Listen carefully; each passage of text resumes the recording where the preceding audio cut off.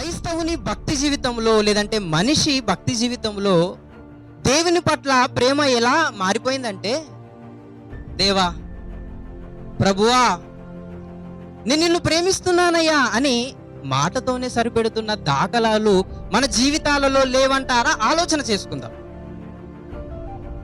దేవుడేలే, ఉదయాన్నే లేద్దాము, ఒక ప్రార్థన చేద్దాము, 2 అధ్యాయాలు చదివేసి ఆ అధ్యాయాలు చదివిన తర్వాత మనలో పనిలో మనకు వెళ్ళిపోతే అయిపోయిందిలే, ఇదే భక్తి అని బ్రతుకుతున్నాం కదా మనం.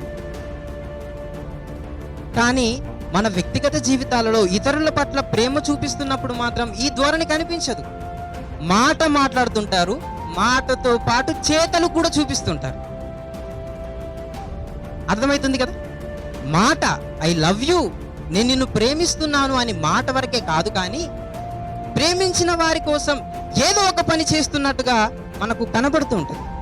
కానీ దేవుని వరకు వస్తే క్రియలు లేవండి, పని చేయడం లేదండి.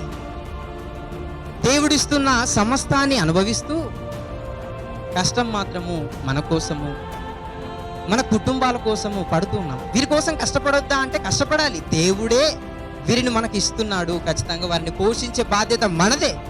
కానీ దేవుని పనిలో కూడా, నిజంగా దేవుణ్ణి మనము ప్రేమిస్తే దేవుని పనిలో కూడా ఉండవలసిన బాధ్యత మనది.